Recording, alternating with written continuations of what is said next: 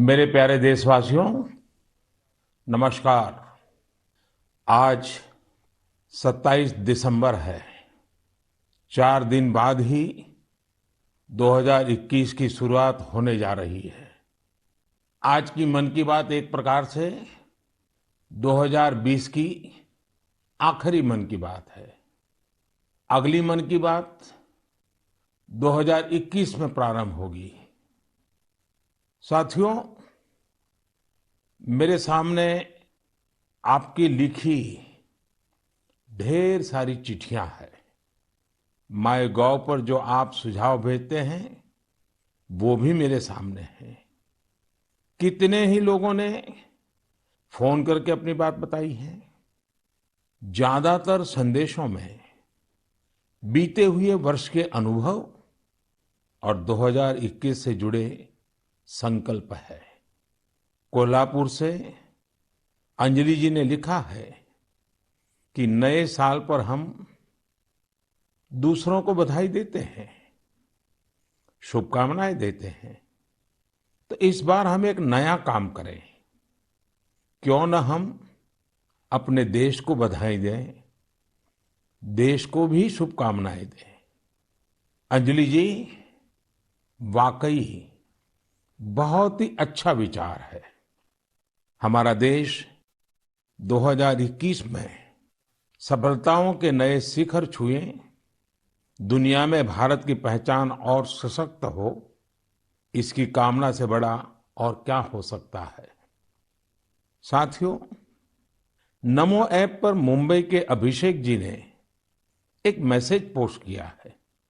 उन्होंने लिखा है कि 2020 ने जो जो दिखा दिया, जो जो सिखा दिया, वो कभी सोचा ही नहीं था।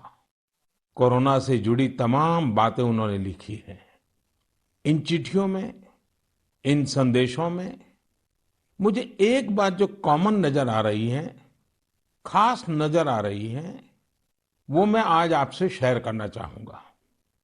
अधिकतर पत्रों में लोगों ने देश के सामर्थ्य, देशवासियों की सामूहिक शक्ति की भरपूर प्रशंसा की है। जब जनता कर्फ्यू जैसा अभिनव प्रयोग पूरे विश्व के लिए प्रेरणा बना, जब ताली थाली बजाकर देश ने हमारे कोरोना वॉरियर्स का सम्मान किया था, एकजुटता दिखाई थी, उसे भी कई लोगों ने याद किया है।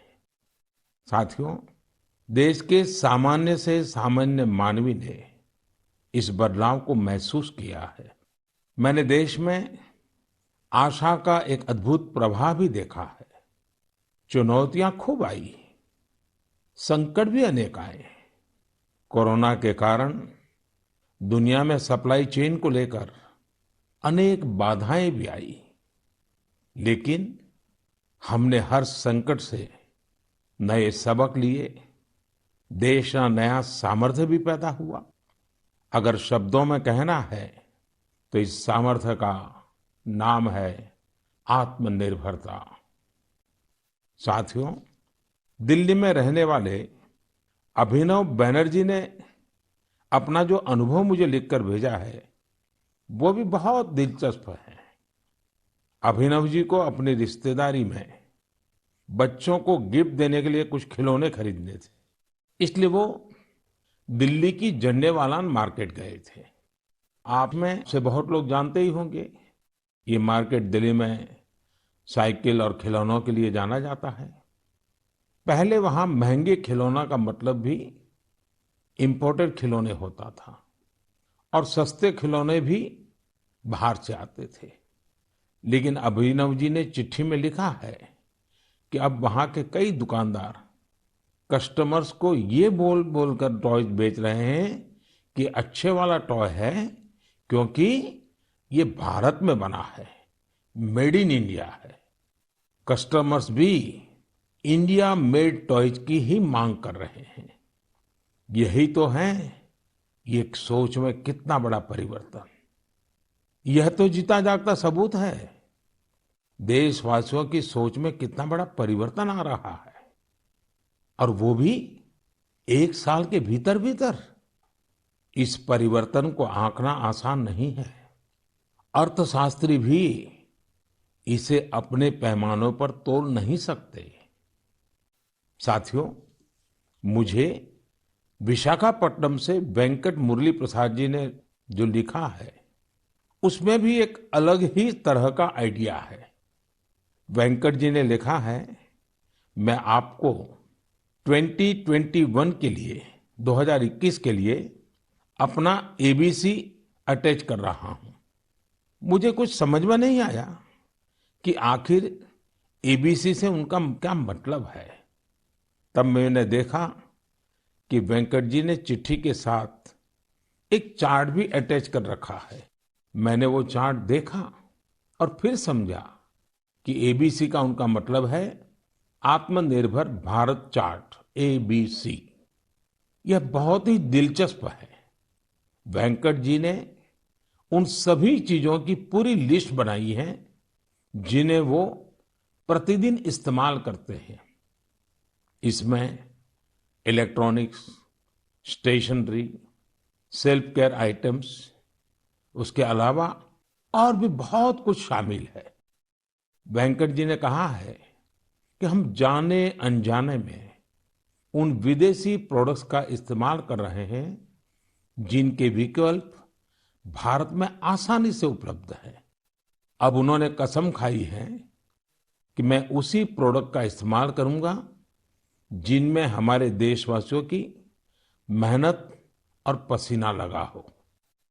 साथियों, लेकिन इसके साथ ही उन्होंने कुछ और भी ऐसा कहा है जो मुझे काफी रोचक लगा है। उन्होंने लिखा है कि हम आत्मनिर्भर भारत का समर्थन कर रहे हैं, लेकिन हमारे मैन्युफैक्चरर्स, उनके लिए भी साफ संदेश होना चाहिए कि वे प्रोडक्ट्स की क्वालिटी से कोई समझौता ना करें। बात तो सही है। जीरो इफेक्ट, जीरो डिफेक्ट की सोच के साथ काम करने का यह उचित समय है। मैं देश के मैन्युफैक्चरर्स और इंडस्ट्री लीडर्स से आग्रह करता हूं, देश के लोगों ने मजबूत कदम उठाया है, मजबूत कदम आगे बढ़ाया है। वोकल फॉर लोकल ये आज घर घर में गूंज रहा है। ऐसे में अब यह सुनिश्चित करने का समय है कि हमारे प्रोडक्ट्स विश्व स्तरीय हो। जो भी ग्लोबल बेस्ट हैं वो हम भारत में बनाकर दिखाएं। इसके लिए हमारे उद्यमी साथियों को आगे आना है, स्टार्टअप्स को भी आगे आना है। एक बार फिर मैं वेंकट जी को उनके बेहतरीन प्रयास के लिए बधाई देता हूं। साथियों, हमें इस भावना को बनाए रखना है, बचाए रखना है और बढ़ाते ही रहना है। मैंने पहले भी कहा है और फिर मैं देशवासियों से आग्रह करूंगा, आप भी एक सूची बनाएं। दिन भर हम जो चीजें काम में लेते हैं उन सभी चीजों की विवेचना करें और ये देखें कि अनजाने में कौन सी विदेश में बनी चीजों ने हमारे जीवन में प्रवेश कर लिया है, एक प्रकार से हमें बंदी बना दिया है। इनके भारत में बने विकल्पों का पता करें और ये भी तय करें कि आगे से भारत में बने, भारत के लोगों के मेहनत से, पसीने से बने उत्पादों का हम इस्तेमाल करें। आप हर साल न्यू ईयर रिजोल्यूशन लेते हैं। इस बार एक रिजोल्यूशन अपने देश के लिए भी जरूर लेना है। मेरे प्यारे देशवासियों, हमारे देश में आतताइयों से, अत्याचारियों से, देश की हजारों साल पुरानी संस्कृति, सभ्यता, हमारे रीति रिवाज को बचाने के लिए कितने बड़े बलिदान दिए गए हैं। आज उन्हें याद करने का भी दिन है। आज के ही दिन गुरु गोविंद सिंह जी के पुत्रों साहिबजादे जोरावर सिंह और फतेह सिंह को दीवार में जिंदा चुनवा दिया गया था। अत्याचारी चाहते थे कि साहिबजादे अपनी आस्था छोड़ दे, महान गुरु परंपरा की सीख छोड़ दे, लेकिन हमारे साहिबजादों ने इतनी कम उम्र में भी गजब का साहस दिखाया, इच्छा शक्ति दिखाई। दीवार में चुने जाते समय पत्थर लगते रहे, दीवार ऊंची होती रही, मौत सामने मंडरा रही थी, लेकिन फिर भी वो टस से मस नहीं हुए। आज ही के दिन गुरु गोविंद सिंह जी की माता जी, माता गुजरी ने भी शहादत दी थी। करीब एक सप्ताह पहले श्री गुरु तेग बहादुर जी की भी शहादत का दिन था। मुझे यहाँ दिल्ली के गुरुद्वारा रकाबगंज जाकर गुरु तेग बहादुर जी को श्रद्धा सुमन अर्पित करने का, मत्था टेकने का अवसर मिला। इसी महीने श्री गुरु गोविंद सिंह जी से प्रेरित अनेक लोग जमीन पर सोते हैं। लोग श्री गुरु गोविंद सिंह जी के परिवार के लोगों के द्वारा दी गई शहादत को बड़ी भावपूर्ण अवस्था में याद करते हैं। इस शहादत ने संपूर्ण मानवता को, देश को नई सीख दी। इस शहादत ने हमारी सभ्यता को सुरक्षित रखने का महान कार्य किया। हम सब इस शहादत के कर्जदार हैं। एक बार फिर मैं श्री गुरु तेग बहादुर जी, माता गुजरी जी, गुरु गोविंद सिंह जी और चारों साहिबजादों की शहादत को नमन करता हूं। ऐसे ही अनेकों शहादतों ने भारत के आज के स्वरूप को बचाए रखा है, बनाए रखा है। मेरे प्यारे देशवासियों, अब मैं एक ऐसी बात बताने जा रहा हूं जिससे आपको आनंद भी आएगा और गर्व भी होगा। भारत में लेपर्ड्स यानी तेंदुओं की संख्या में 2014 से 2018 के बीच 60% से अधिक की बढ़ोतरी हुई है। 2014 में देश में लेपर्ड्स की संख्या लगभग 7,900 थी।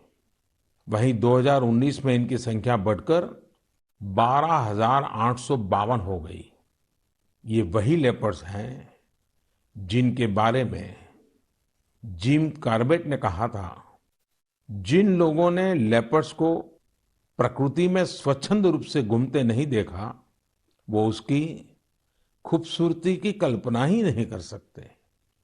उसके रंगों की सुंदरता और उसकी चाल की मोहकता का अंदाज नहीं लगा सकते। देश के अधिकतर राज्यों में, विशेषकर मध्य भारत में, तेंदुओं की संख्या बढ़ी है। तेंदुए की सबसे अधिक आबादी वाले राज्यों में मध्य प्रदेश, कर्नाटका और महाराष्ट्र सबसे ऊपर है। यह एक बड़ी उपलब्धि है। तेंदुए पूरी दुनिया में वर्षों से खतरों का सामना करते आ रहे हैं। दुनिया भर में उनके हैबिटेट को नुकसान हुआ है। ऐसे समय में भारत ने तेंदुए की आबादी में लगातार बढ़ोतरी कर पूरे विश्व को एक रास्ता दिखाया है। आपको इन बातों की भी जानकारी होगी कि पिछले कुछ सालों में भारत में शेरों की आबादी बढ़ी है, बाघों की संख्या में भी वृद्धि हुई है, साथ ही भारतीय वन क्षेत्र में भी इजाफा हुआ है। इसकी वजह ये है कि सरकारी नहीं, बल्कि बहुत से लोग, सिविल सोसाइटी, कई संस्थाएं भी हमारे पेड़ पौधों और वन्य जीवों के संरक्षण में जुटी हुई हैं। वे सब बधाई के पात्र हैं। साथियों, मैंने तमिलनाडु के कोयम्बटूर में एक हृदयस्पर्शी प्रयास के बारे में पढ़ा। आपने भी सोशल मीडिया पर इसके विजुअल्स देखे होंगे। हम सब ने इंसानों वाली व्हीलचेयर देखी है, लेकिन कोयम्बटूर की एक बेटी गायत्री ने अपने पिताजी के साथ एक पीड़ित डॉग के लिए व्हीलचेयर बना दी। यह संवेदनशीलता प्रेरणा देने वाली है और यह तभी हो सकता है जब व्यक्ति हर जीव के प्रति दया और करुणा से भरा हुआ हो। दिल्ली एनसीआर और देश के दूसरों शहरों में ठिठुरती ठंड के बीच बेघर पशुओं की देखभाल के लिए कई लोग बहुत कुछ कर रहे हैं। वे उन पशुओं के खाने पीने और उनके लिए स्वेटर और बिस्तर तक का इंतजाम करते हैं। कुछ लोग तो ऐसे हैं जो रोजाना सैकड़ों की संख्या में ऐसे पशुओं के लिए भोजन का इंतजाम करते हैं। ऐसे प्रयास की सराहना होनी चाहिए। कुछ इसी प्रकार के नेक प्रयास उत्तर प्रदेश के कौशाम्बी में भी किए जा रहे हैं। वहां जेल में बंद कैदी गायों को ठंड से बचाने के लिए पुराने और फटे कंबलों से कवर बना रहे हैं। इन कंबलों को कौशाम्बी समेत दूसरे जिलों की जेलों से एकत्र किया जाता है और फिर उन्हें सिलकर गौशाला भेज दिया जाता है। कौशाम्बी जेल के कैदी हर सप्ताह अनेकों कवर तैयार कर रहे हैं। आइए दूसरों की देखभाल के लिए सेवा भाव से भरे इस प्रकार के प्रयासों को प्रोत्साहित करें। यह वास्तव में एक ऐसा सत्कार्य है जो समाज की संवेदनाओं को सशक्त करता है। मेरे प्यारे देशवासियों, अब जो पत्र मेरे सामने है उसमें दो बड़े फोटो है। ये फोटो एक मंदिर के हैं और बिफोर और आफ्टर के हैं। इन फोटो के साथ जो पत्र है उसमें युवाओं की एक ऐसी टीम के बारे में बताया गया है जो खुद को युवा ब्रिगेड कहती है।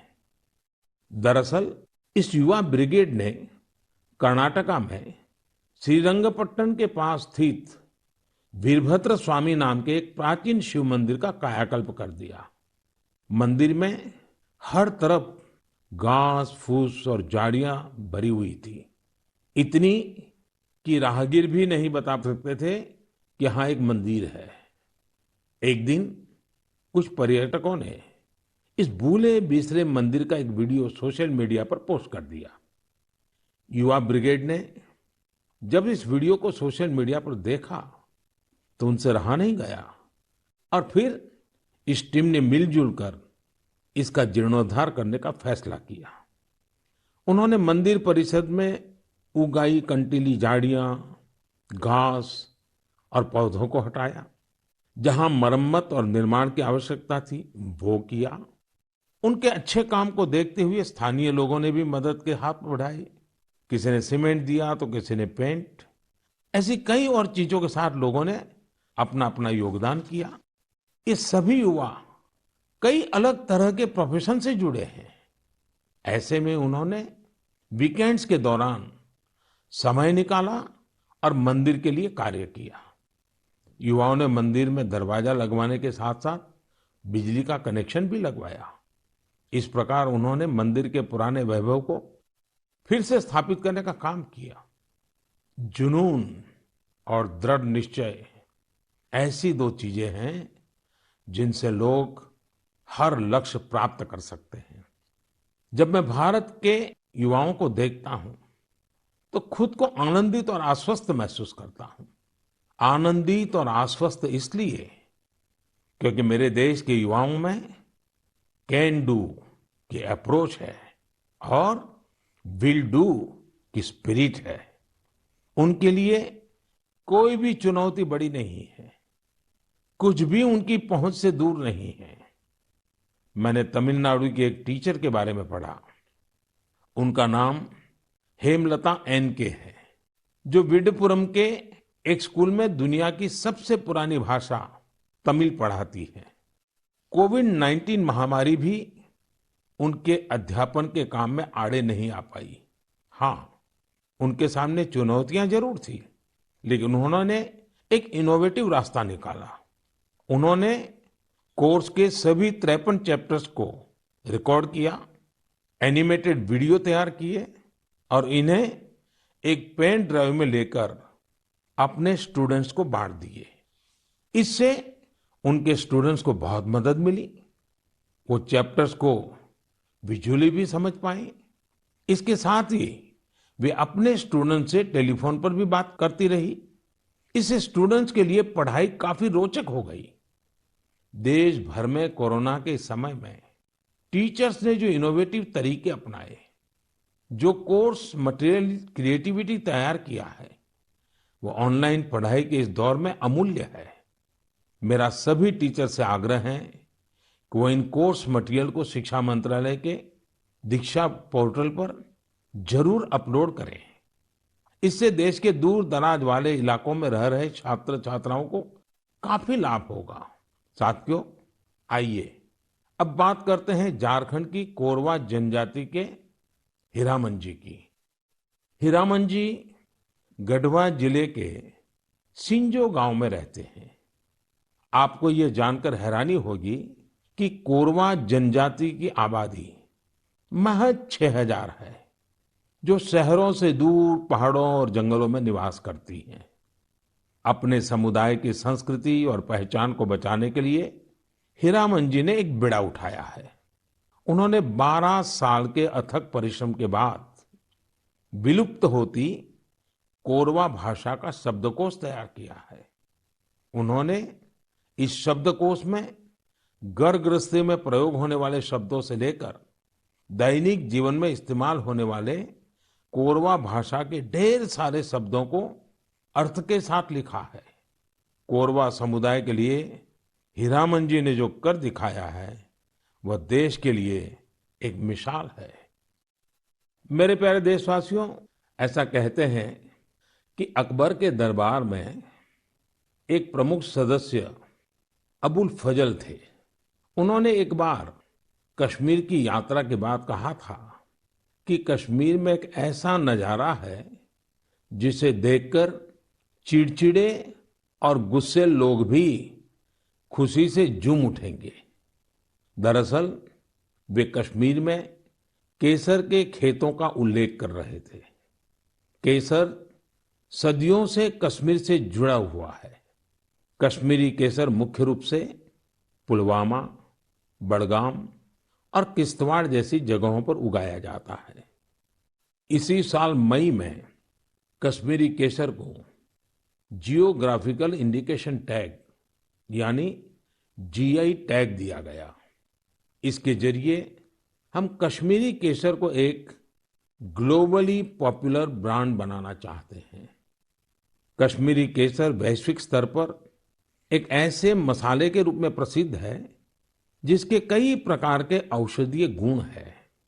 यह अत्यंत सुगंधित होता है, इसका रंग गाढ़ा होता है और इसके धागे लंबे व मोटे होते हैं, जो इसकी मेडिसिनल वैल्यू को बढ़ाते हैं।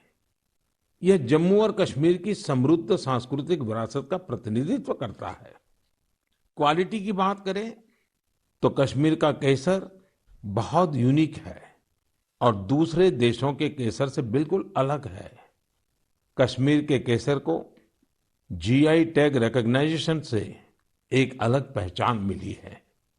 आपको ये जानकर खुशी होगी कि कश्मीरी केसर को जीआई टैग का सर्टिफिकेट मिलने के बाद दुबई के एक सुपरमार्केट में इसे लॉन्च किया गया।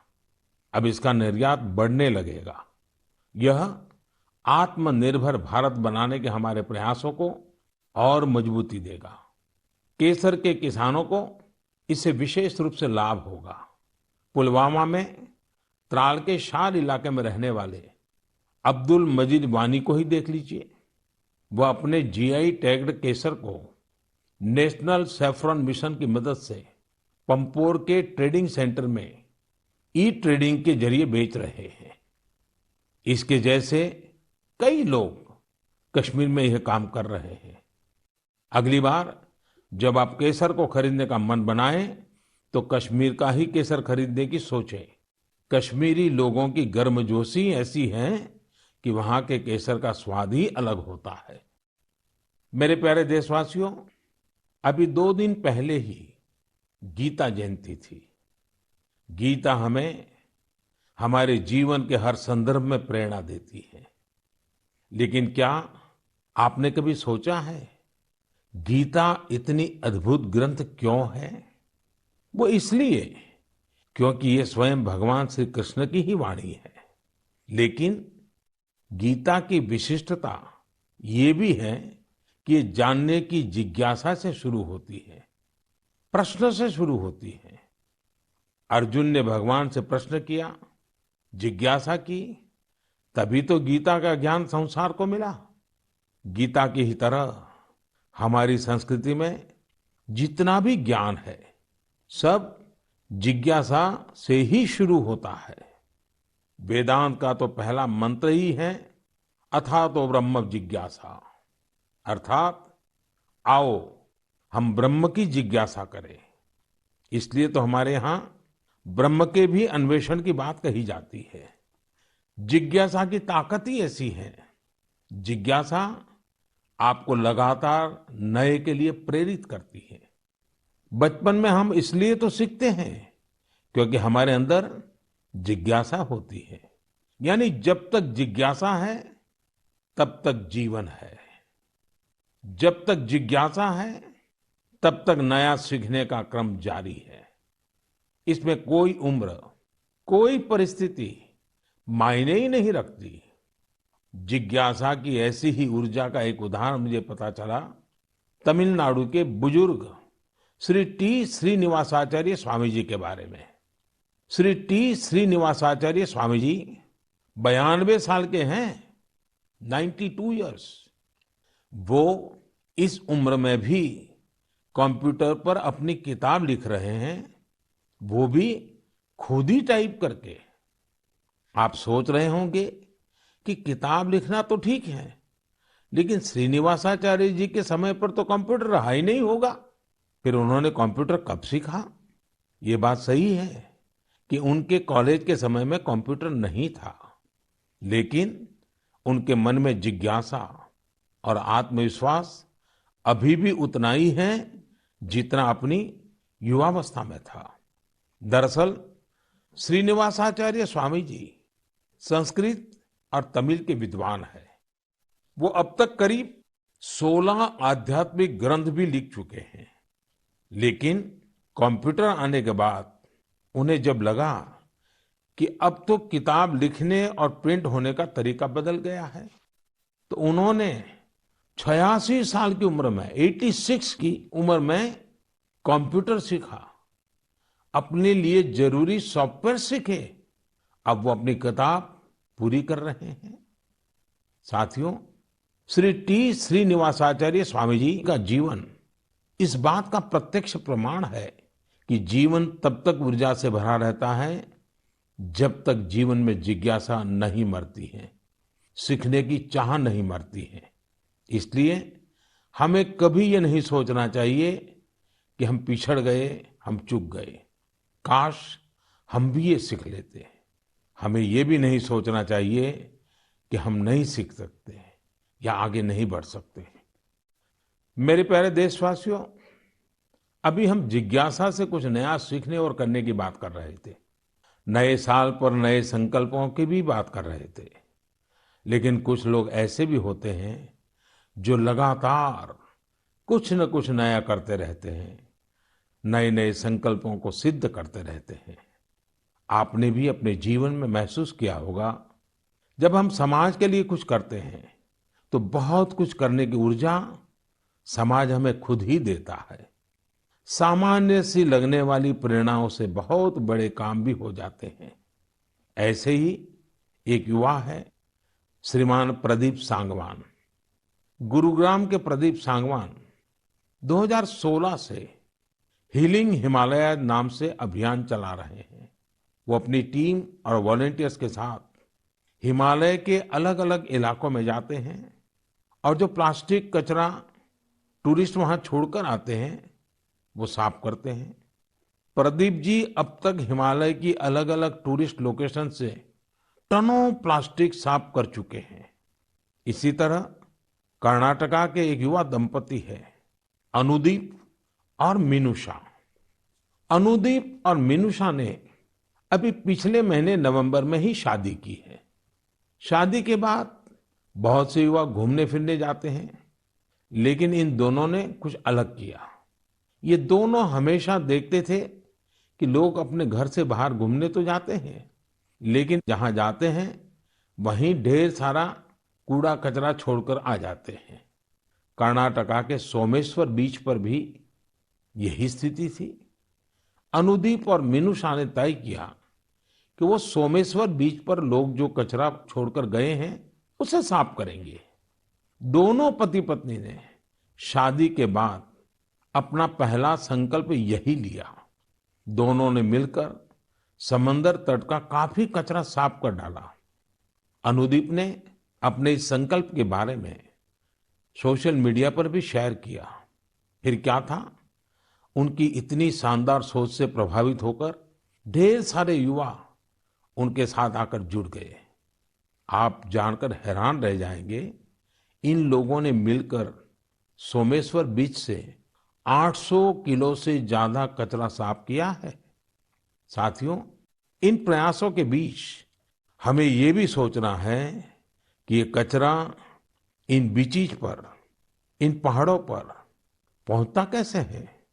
आखिर हम में से ही कोई लोग ये कचरा वहां छोड़कर आते हैं। हमें प्रदीप और अनुदीप मिनूसा की तरह सफाई अभियान चलाना चाहिए, लेकिन उससे भी पहले हमें ये संकल्प भी लेना चाहिए कि हम कचरा फैलाएंगे ही नहीं। आखिर स्वच्छ भारत अभियान का भी तो पहला संकल्प यही है। हाँ, एक और बात मैं आपको याद दिलाना चाहता हूँ। कोरोना की वजह से इस साल इसकी चर्चा उतनी हो नहीं पाई है। हमें देश को सिंगल यूज प्लास्टिक से मुक्त करना ही है। ये भी 2021 के संकल्पों में से एक है। आखिर में मैं आपको नए वर्ष के लिए बहुत बहुत शुभकामनाएं देता हूं। आप खुद स्वस्थ रहिए, अपने परिवार को स्वस्थ रखिए। अगले वर्ष जनवरी में नए विषयों पर मन की बात होगी। बहुत बहुत धन्यवाद।